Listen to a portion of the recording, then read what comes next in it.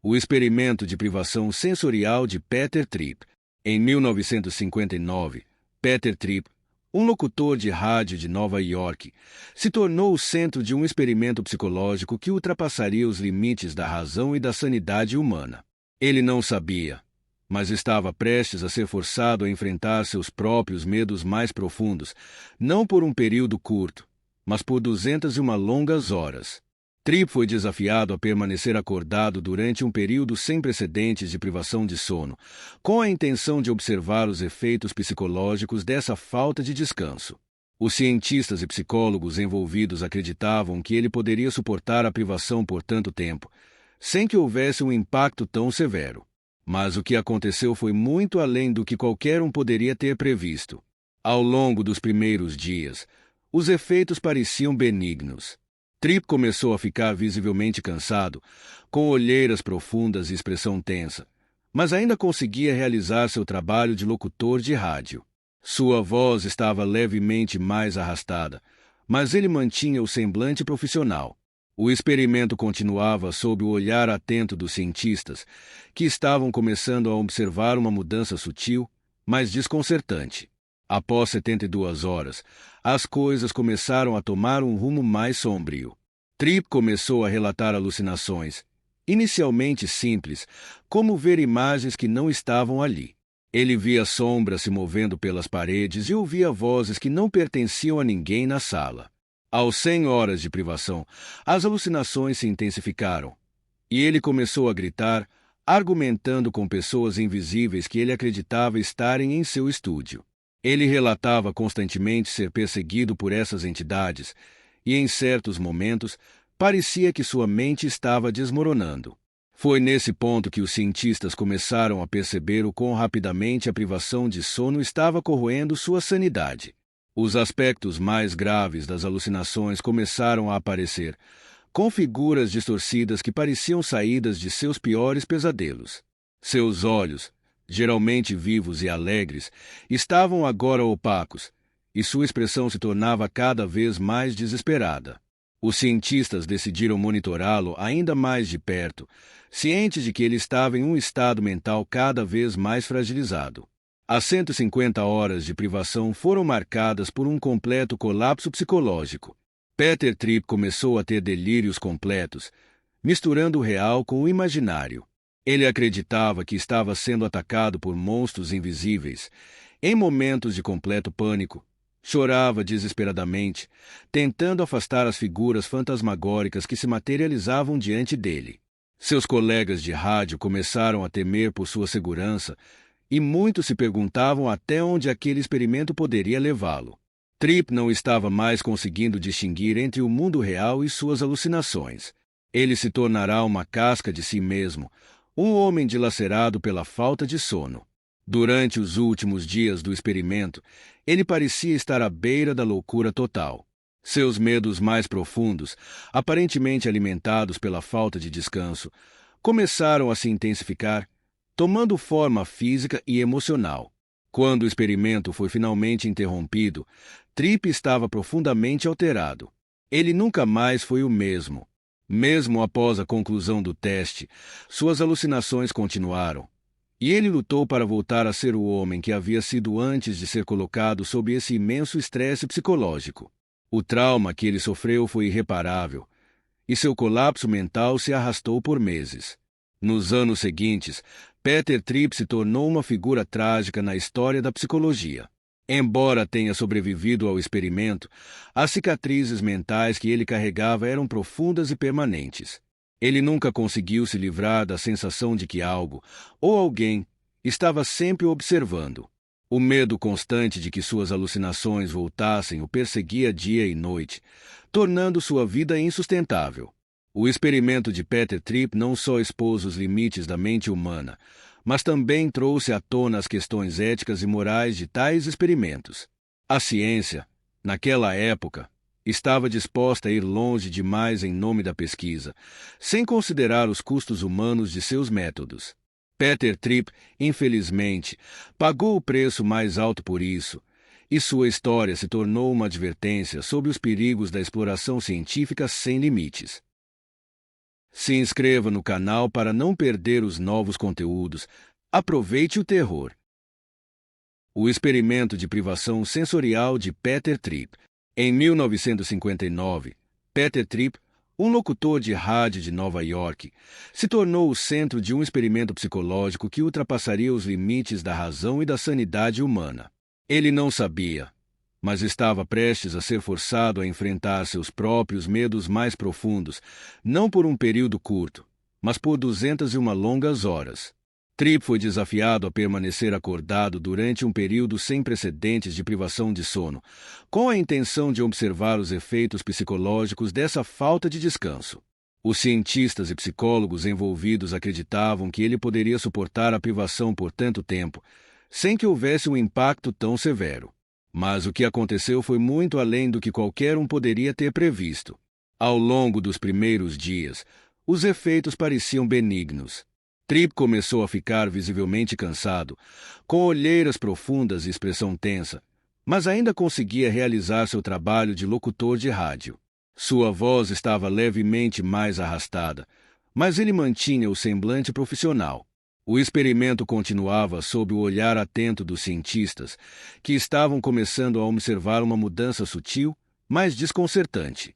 Após 72 horas, as coisas começaram a tomar um rumo mais sombrio.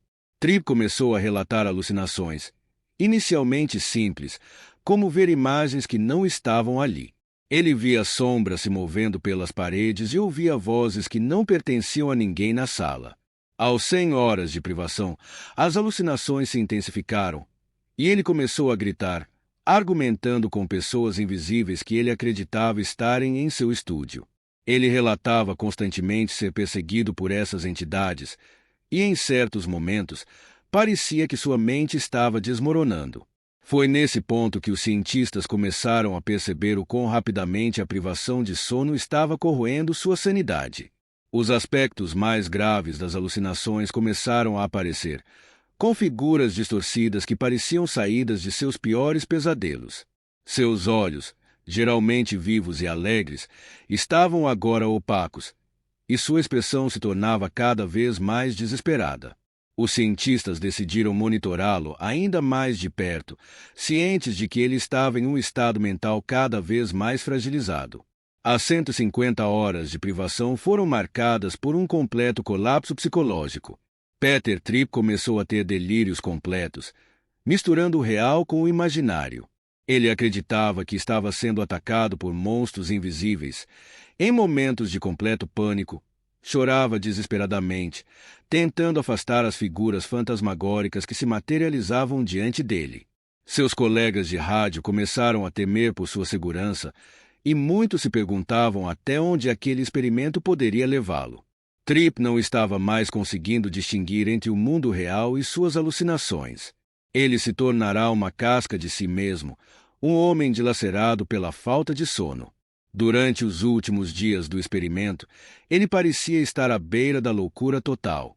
Seus medos mais profundos, aparentemente alimentados pela falta de descanso, começaram a se intensificar, tomando forma física e emocional. Quando o experimento foi finalmente interrompido, Tripp estava profundamente alterado. Ele nunca mais foi o mesmo. Mesmo após a conclusão do teste, suas alucinações continuaram, e ele lutou para voltar a ser o homem que havia sido antes de ser colocado sob esse imenso estresse psicológico. O trauma que ele sofreu foi irreparável, e seu colapso mental se arrastou por meses. Nos anos seguintes, Peter Tripp se tornou uma figura trágica na história da psicologia. Embora tenha sobrevivido ao experimento, as cicatrizes mentais que ele carregava eram profundas e permanentes. Ele nunca conseguiu se livrar da sensação de que algo, ou alguém, estava sempre o observando. O medo constante de que suas alucinações voltassem o perseguia dia e noite, tornando sua vida insustentável. O experimento de Peter Tripp não só expôs os limites da mente humana, mas também trouxe à tona as questões éticas e morais de tais experimentos. A ciência, naquela época, estava disposta a ir longe demais em nome da pesquisa, sem considerar os custos humanos de seus métodos. Peter Tripp, infelizmente, pagou o preço mais alto por isso, e sua história se tornou uma advertência sobre os perigos da exploração científica sem limites. Após o encerramento oficial do programa Stargate, muitas perguntas ficaram sem resposta. Os documentos relacionados ao projeto foram mantidos em segredo, e as informações sobre as experiências eram fragmentadas, vazando apenas para algumas fontes confiáveis. Mas, para aqueles que participaram do programa, o legado dos experimentos não terminou quando as luzes se apagaram no laboratório secreto. O custo psicológico e emocional do que vivenciaram começou a tomar forma, e o verdadeiro horror da experiência ainda estava por vir.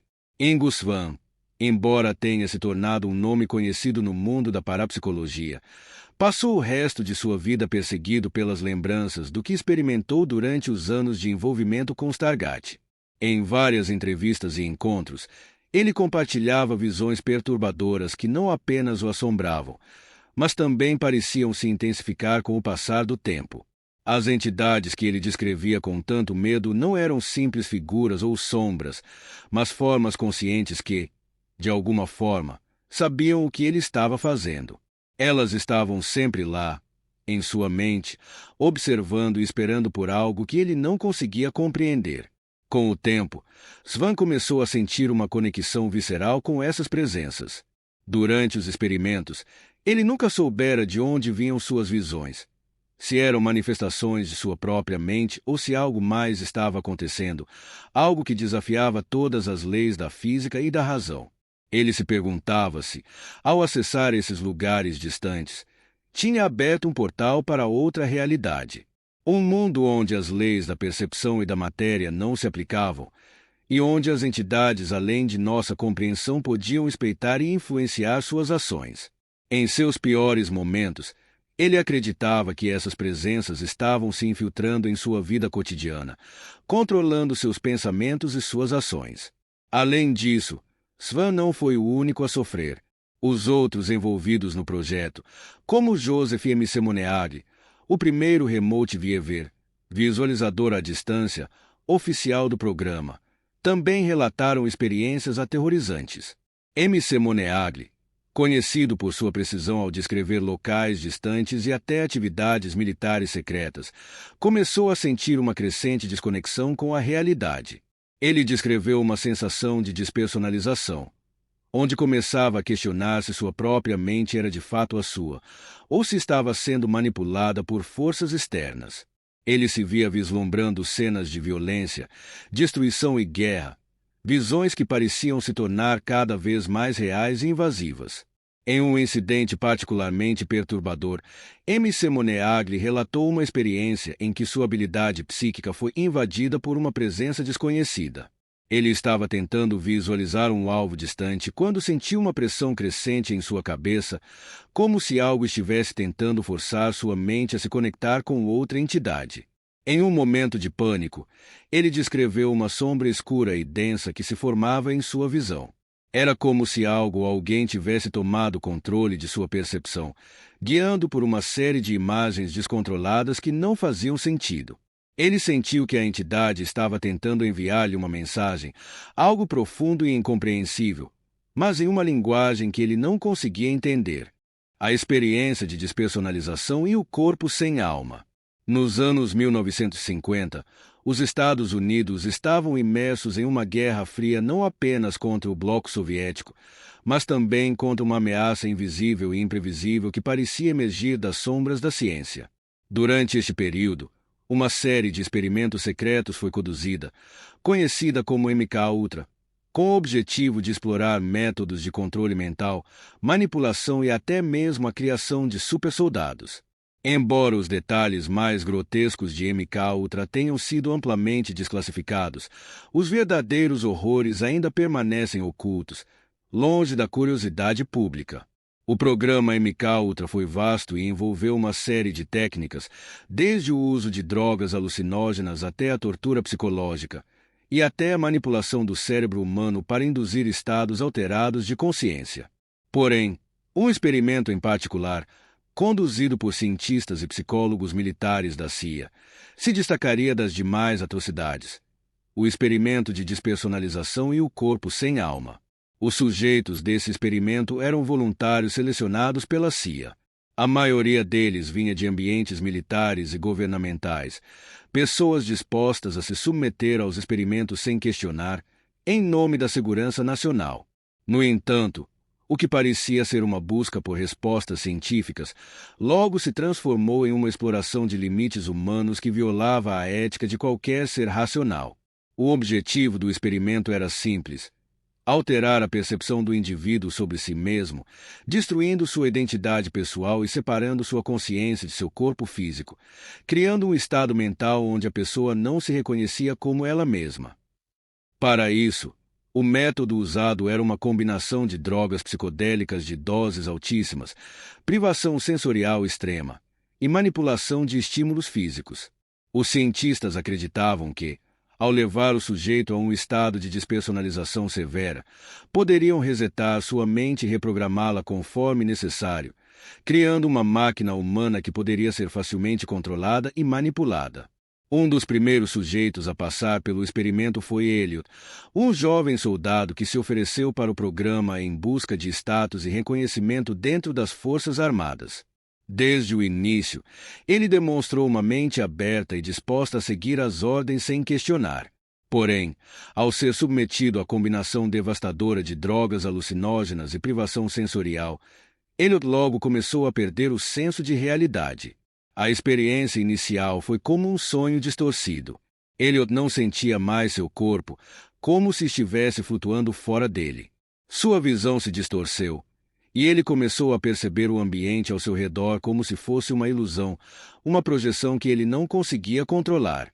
A cada minuto que passava, ele sentia-se mais desconectado de si mesmo, como se sua mente estivesse sendo arrancada de seu corpo, deixando-o em um estado de total impotência. Mas o pior ainda estava por vir. À medida que os dias passavam, os cientistas aumentaram as doses de LSD e outras substâncias químicas, e a privação sensorial foi intensificada. Ele foi colocado em uma sala completamente escura, sem nenhum som, e foi deixado sozinho por várias horas a fio, com apenas sua própria mente para se enfrentar. Nesse estado, a despersonalização começou a atingir níveis extremos. Ele começou a sentir como se estivesse observando sua própria vida de fora, como uma entidade que não estava mais conectada ao corpo que ele chamava de seu. Sua própria voz parecia ser a de outra pessoa. Seu rosto, quando ele se olhava no espelho, era irreconhecível. Nesse estado de total desorientação, ele começou a ouvir vozes, murmúrios e sussurros. No início, ele pensou que eram os cientistas falando para ele, mas logo percebeu que as vozes não vinham de fora. Elas estavam dentro de sua própria mente. Ele não sabia mais o que era real e o que era produto da sua mente alterada. Cada pensamento parecia estar sendo invadido por entidades externas, algo ou alguém que estava controlando suas ações, suas emoções, finalmente, sua própria percepção de si. Foi nesse estado que ele teve a experiência mais horrível e irreversível de todas. Durante um momento de total desespero, ele sentiu que não era mais humano.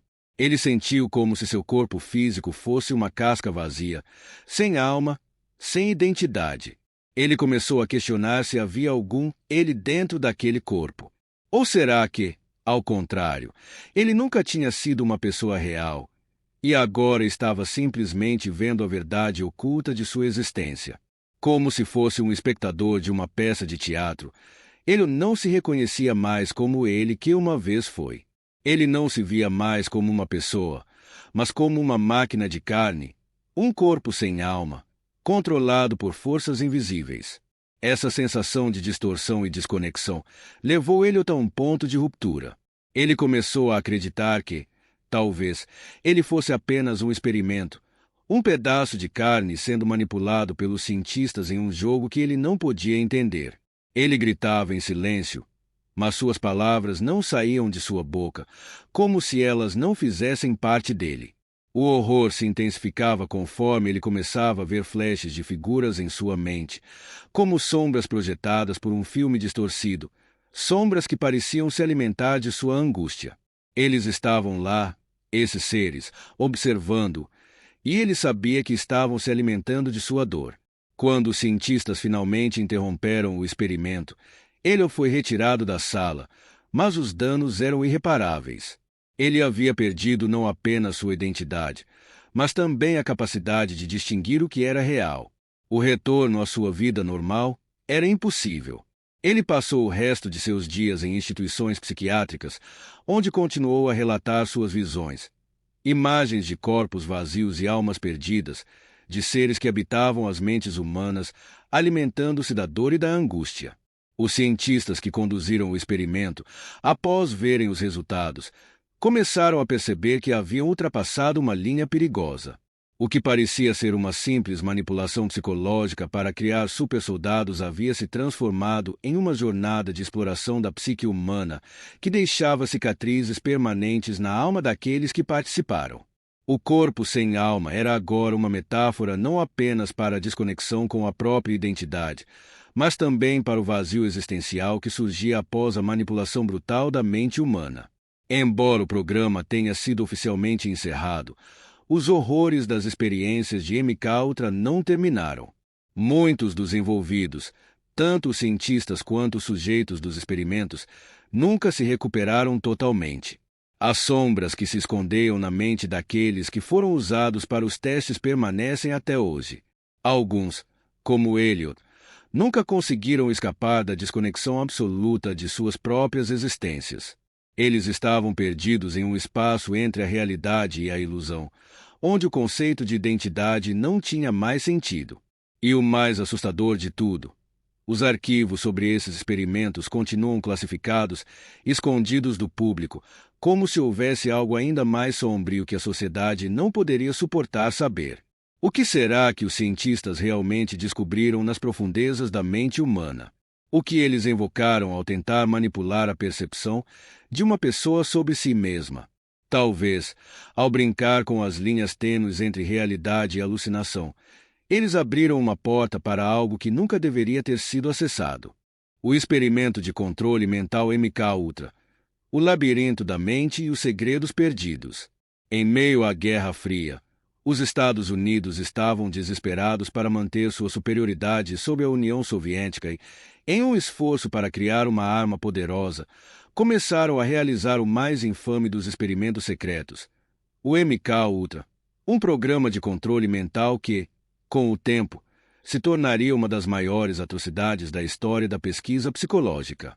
O MKUltra foi criado pela CIA na década de 1950 e envolvia uma série de testes científicos cruéis com seres humanos, muitas vezes sem o seu consentimento, usando drogas, tortura psicológica e outras técnicas extremamente invasivas, tudo em nome da espionagem e da manipulação mental. O que muitos não sabem é que, embora o programa tenha sido oficialmente encerrado nos anos 70, os horrores de MKUltra não foram completamente deixados para trás.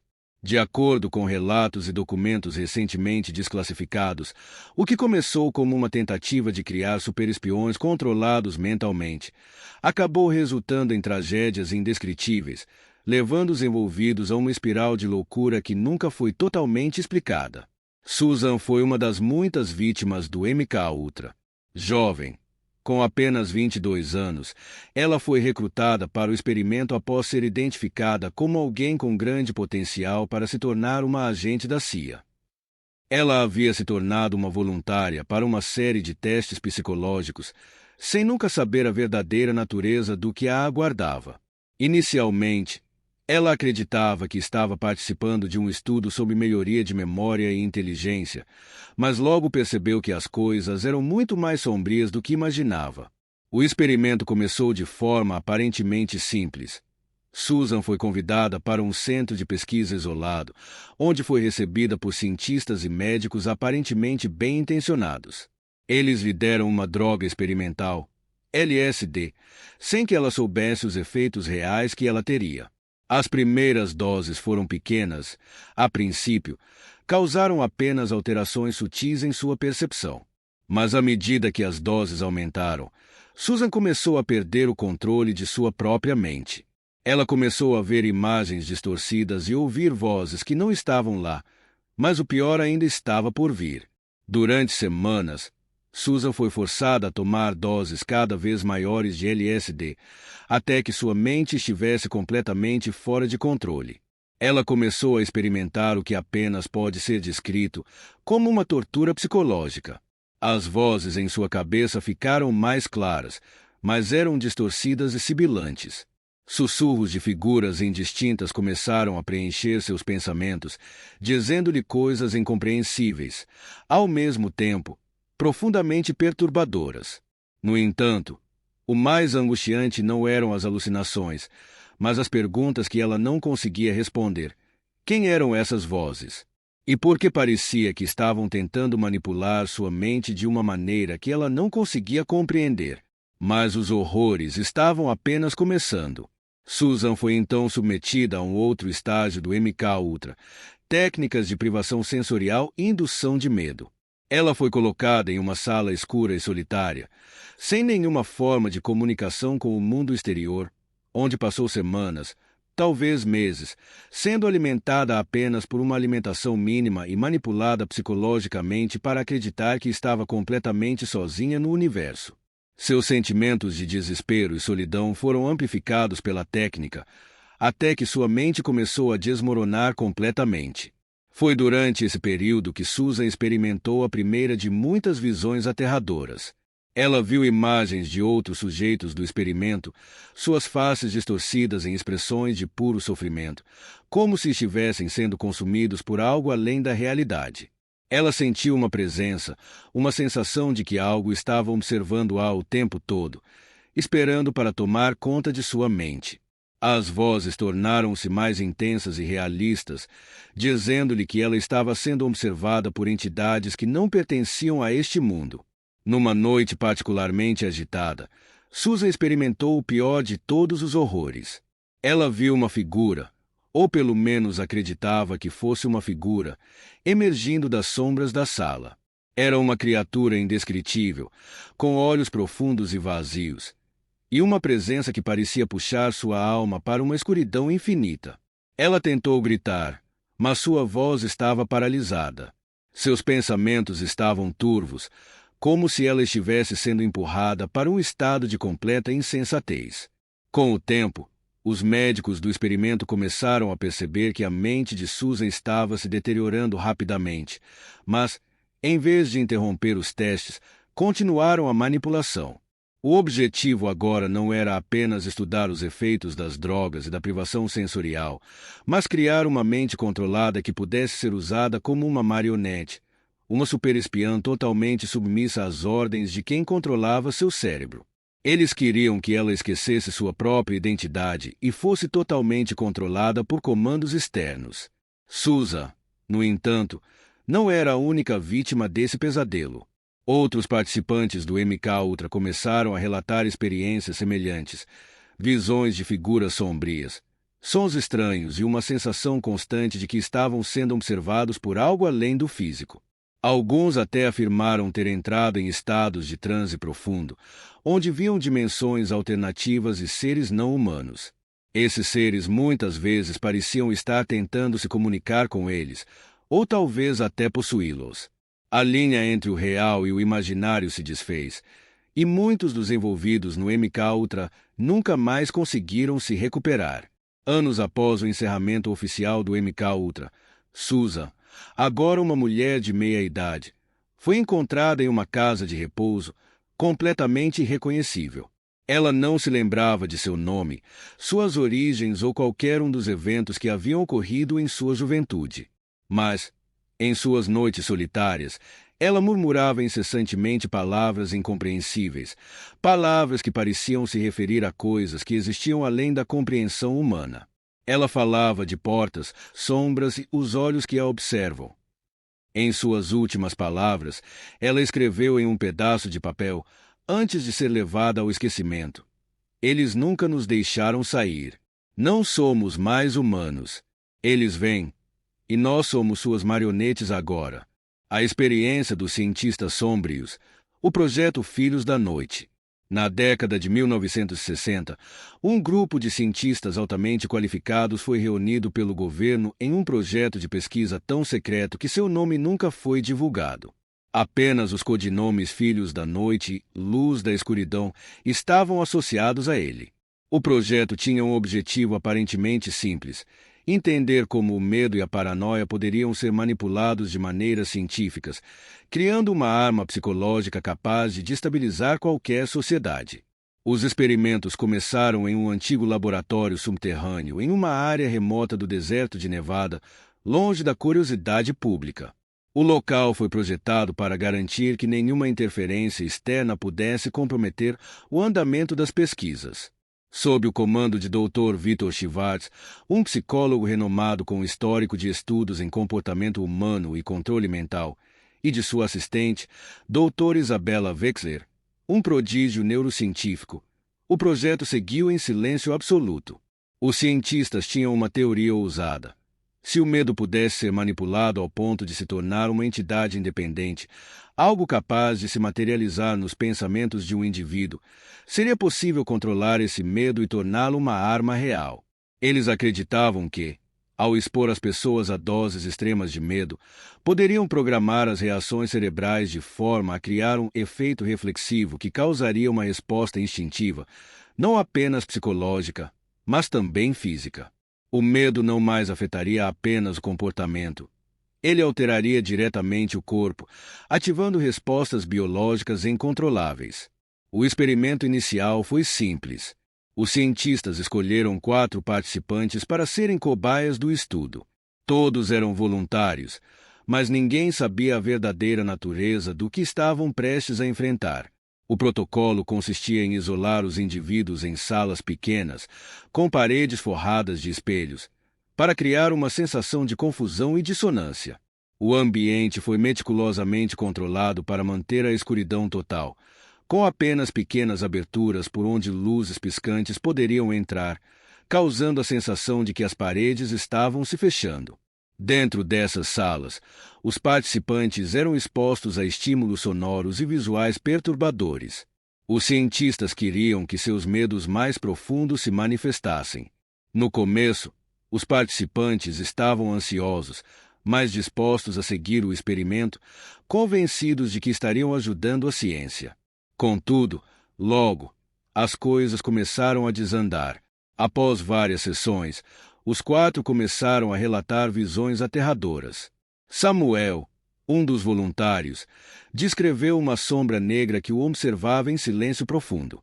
Ele jurava que via algo se movendo pelos cantos da sala, mas sempre que olhava diretamente para onde ele via a sombra, ela desaparecia.